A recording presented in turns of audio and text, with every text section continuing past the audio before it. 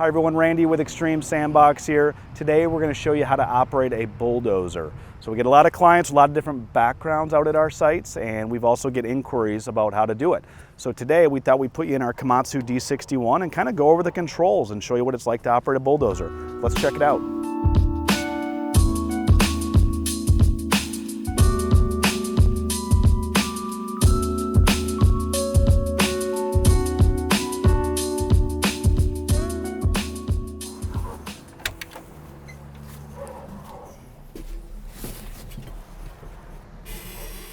So first thing, if you guys notice, there's always a lock lever on the doors, so the doors can be actually locked open, but a lot of people have trouble trying to figure out how to close their doors. So this little lever, if it was locked, would latch it. So I'm gonna go ahead, I turn the key, one click here.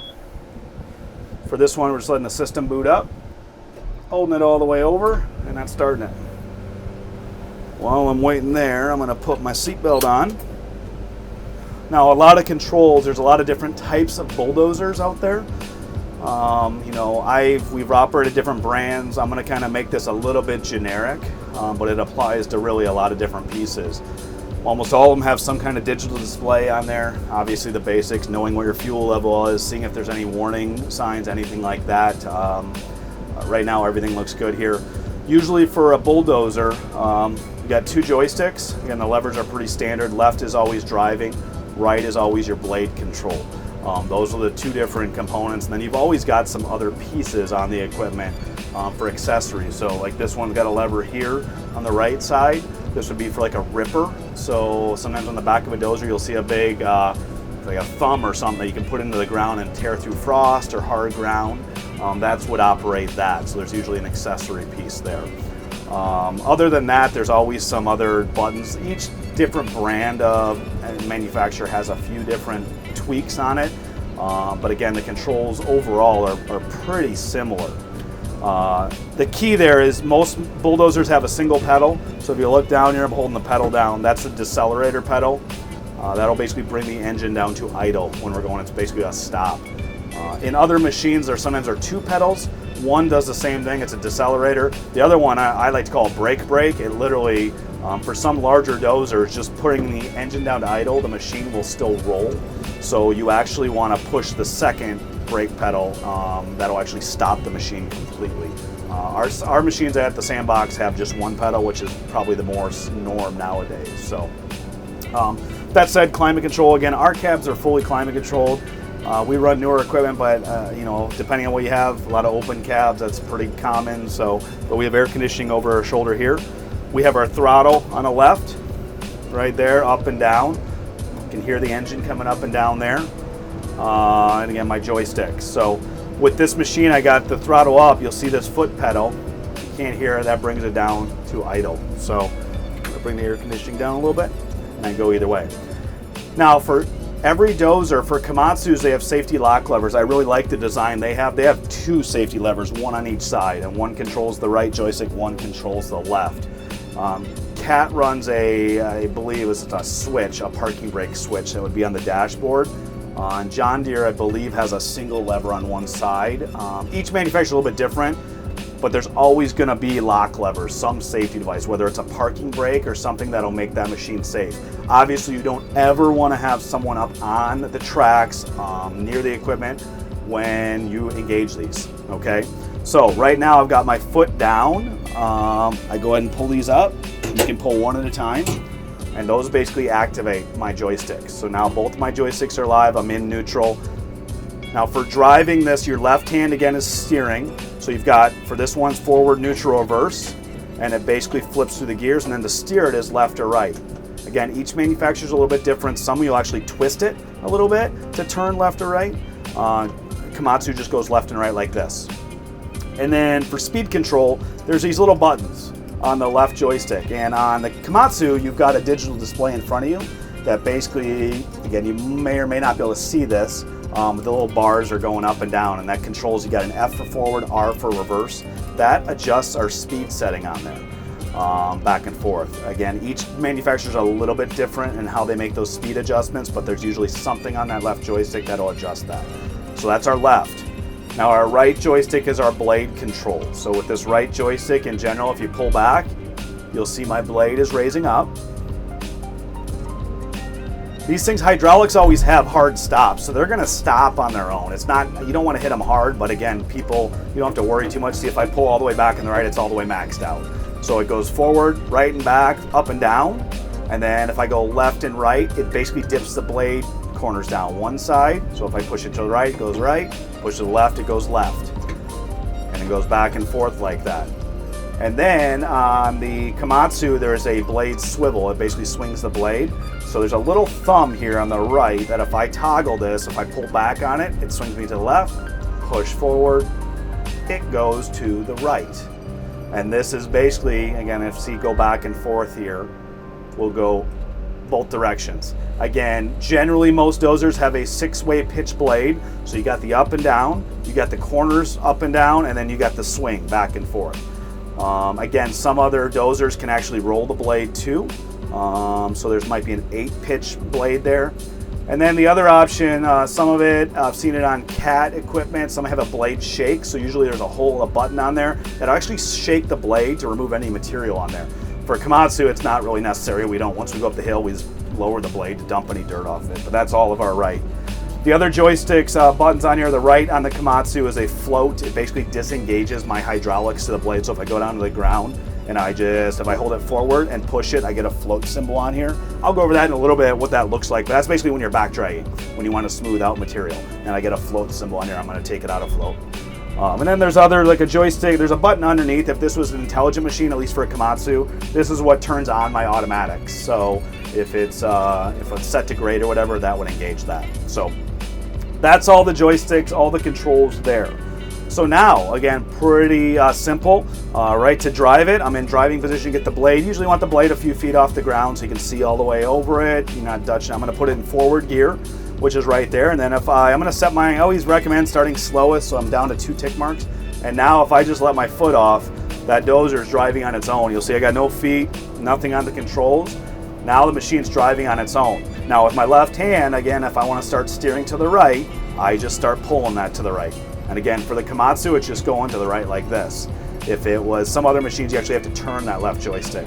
Now I'm gonna start ramping my speed up a little bit. So I'm at the lowest speed setting. So if I just start pushing up on this left, you'll see starts going up on here. I can see on my digital display again. You may not be able to see that. Every manufacturer has a little bit different setting for how they're gonna show that. But on the Komatsu, the way we have it set is just showing those little tick marks going up. And this is max speed right here. So you see if I just let it go, I'm not doing anything. Now to stop it, I just put my right foot down. What you don't want to do is you don't just want to jam it out of gear. You always want to try and stop it with the foot pedal. That brings your engine down before you start shifting gears. Wouldn't necessarily hurt it, but from a safety perspective, you always want to stop your machine before you change direction on that at all. So now I'm stopped. I click it into neutral and I can click it in reverse. Now in Komatsu, my center display, they have a backup camera on these. So you'll see once I'm in reverse, I got my backup and then my speed is actually up in the corner. And I can do the same speed settings there with my left. So now I start letting it off a little bit. Obviously watching out where you're backing up. I've got a rear view mirror in front of me. I tell people to look over their shoulders and I'm looking at my screen right there. So I can back and I adjust my speed either way. And then I push, again, I stop with my foot. I'm always stopping with my foot pedal. Put it back into forward. And then I can slowly start letting that foot pedal off. Again, in this configuration, the machine will just drive on its own. It's going in a straight line. Feet aren't touching anything, joysticks aren't touching anything. Now I can ramp my speed up a little bit. We're gonna go around this barrel and start pushing some dirt.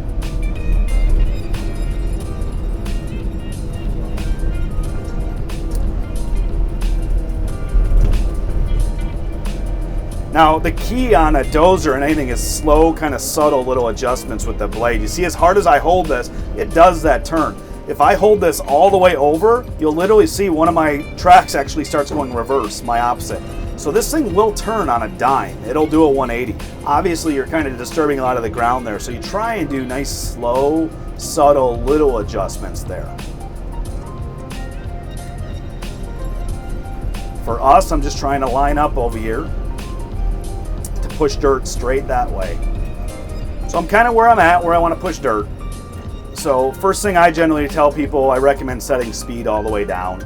So I go down to the 2 tick marks. For a new operator dozer, the toughest thing is letting your brain keep up with the blade and the machine.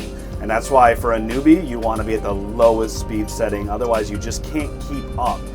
The dozer is probably one of the most difficult ones to master, just because it's one of those few pieces that if you make a mistake, you're going to drive over your mistake in like 3 or 4 feet. Your tracks will actually go over that. So it ends up, a lot of newbies will have roller coasters there, where they're correcting the blade angle. So it's always wise to start at your slowest speed. Now, I'm in forward on lowest speed. This is where I can make my blade adjustments. Now, as I go down here, if I see, I can try and get it somewhat even or level and push down. Now, again, if I were to push down, see how this actually will pick up my machine. You don't want to start like that, because the moment I start going forward, my blade's going to sink into the ground and create a big old divot. So generally, you want to be right above the ground and let this go nice and slow. And if I needed to make little adjustments here, again, I got all those 6 different pitches there. I'm just going to let this start going on its own slowly here. And again, you slowly want to cut in. You kind of got to predict what the machine's going to do. Because I know if my tracks are going to drive over this lip here, my whole machine's going to pivot forward. So that's where I might have to make a little blade adjustment. We're going to go in here. I'm going to start pulling back on it a little bit, just because I see my machine going over the edge there, and I don't want to get too loaded. But as my tracks start bottoming them out, I'm making little adjustments. It's kind of, I call it the seat in the pants feel. You're trying to feel your butt, which way the machine's pivoting. You want to get to this point where you're at max load. So right about here, you see my machine just pretty much stops. That's where you kind of want to ride that edge, where you're almost stopped, but not all the way. So now I'm just pulling back just enough to make motion. You see dirt's kind of coming over the sides. This is where if I see one side's getting more dirt than the other, again, it really depends what I'm trying to grade to. For us here at the Sandbox, a lot of it's just we're trying to create a nice grade, a slope going up. So I pull back a little bit, and then I just let this machine drive it all the way out on its own. Again, I'm not touching anything. Sometimes minimal improvement's better, is let the machine drive through it on its own. Once I'm there, I can dump my blade if I need to. This is where I just kind of drop it forward if there's material on it. And then you always want to retract your blade anytime you're backing up. Newbies a lot of times will keep their blade down a little bit. What happens then, inevitably, you end up catching that hill or whatever you're grading. So a lot of times it's best just to have it retracted. Now in reverse, I'm going to bump my speed a little bit.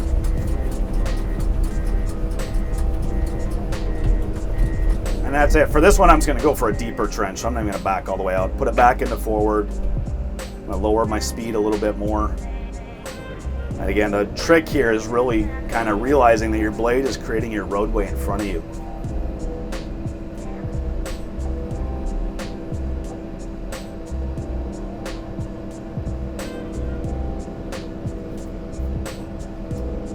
I'm going to go a little bit faster. Obviously, I've been doing this a bit. For newbies, I do recommend the lowest speed setting, but maybe we'll do a couple pushes. And if I feel so, right now I feel my tracks kind of a little bit to the right. I'm sorry, a little bit to the left, so that's where I might dip my blade to the right, because it's giving me a little bit more material or fill over on that left side to raise the machine. I'm going to back out and do one more good push. The farther the push, the tougher it is to maintain that grade. So again, I'm lowering my speed.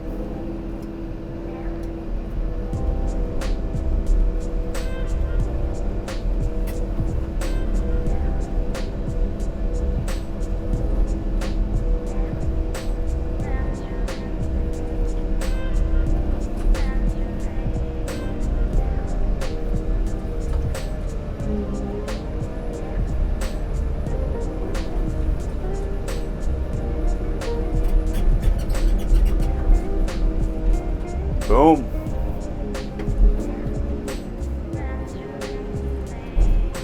Now at the Sandbox, we like to go over these things.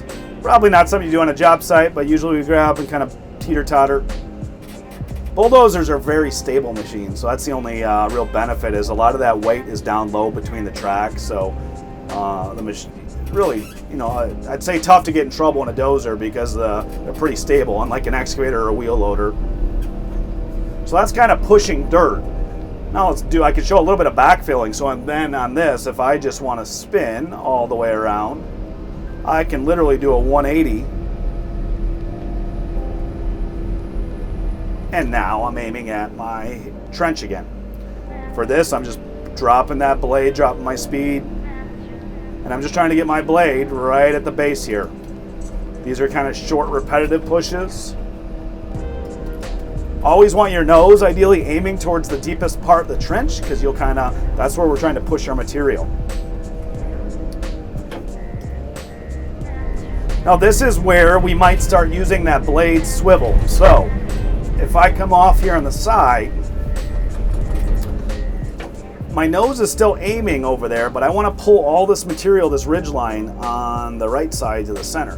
This, and if being from Minnesota, I call it snow plowing, because you kind of pull that blade in. And again, I'm watching my corners, I got my speed down. This is where I'm going to go forward here. And again, I'm watching, you're always watching your tips. And you're trying to see where you're at with the material, with the plane here on the ground. And I'm trying to just maintain that on both sides. But this is kind of pulling material into the center. And I kind of hook it in at the end there to really get it all into that trench. And then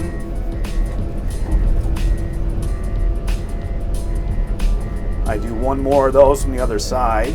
So as I'm backing up, I'm turning that blade.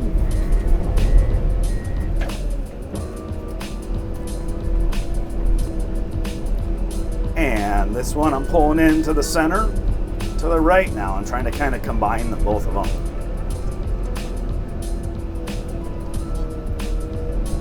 Right there. And now that I've got two ridges kind of pulled together in the center, I'm going to do one more push.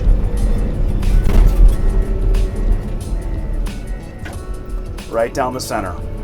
Again, reversing is kind of the time you can make up speed, because you can go backwards a little bit quicker.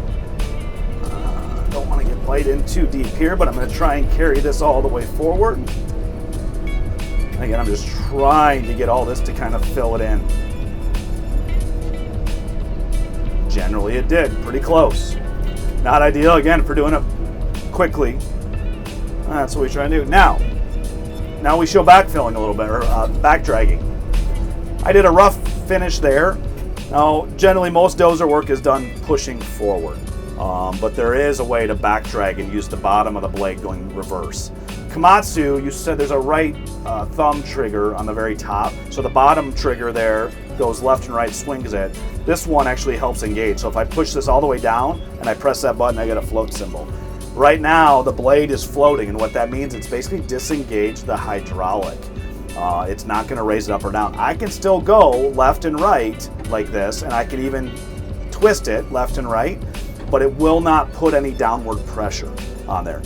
The other manufacturers all have something similar. I think Caterpillar, you just jam the right joystick forward all the way and it locks it forward, I believe. Again, each machine's a little bit different, but almost all of them have that feature built in. Now I click it in reverse, and I start backing up. And these ones you can do a little bit faster. You're going to see a nice smooth. This is where you start feeling your machine. Like right now I can feel which side's picking up. You try and do these in a straight line, but now I feel my right side dipping, so I'm going to lose some of that material. So I'm dipping my blade because my machine right now is sideways, but I'm trying to compensate that in the front with my blade angle. So I'm going left and right here. But you can see out in front of me then, I've got it's kind of packing it down, getting a nice smooth finish there. The key here though, at the end, you want to take it out of float. So now right here, I'm going to kind of stop. I'm going to pull it my right hand back. I don't want to, if I pick up the whole blade right now, I'm going to lose a big pile of dirt right in front of there. So I just want to take it out, but I want to keep backing up. And now this is where I manually try and pull the blade while I'm backing up to let it trail out on its own. So you don't leave a big pile of dirt. You're obviously watching where you're reversing, so I'm looking at my blade tips, my backup camera. Perfect. Now we will basically park this. So that's about it. Other than that, I didn't go over much. The settings are all different for each piece. Obviously there's lights in this one. You've got wipers above my head over here. All of the machines are gonna have some of those basic amenities. But now to park it, obviously you wanna be in neutral right there. You wanna set the blade on the ground like this. Once the blade's on the ground, I usually let my foot off. Once you hear that engine, you know you're neutral to verify because it's not rolling anywhere. Then we go ahead, you always want to disengage your safety lock levers. Again, never, ever, ever get in or out of a piece of equipment with these things engaged. This is your ultimate safety, like your parking brake. Put them down. I'm going to turn the throttle down, and we're good. Turn the machine off. I usually let it idle for 30 seconds to a minute or so. Shut this off.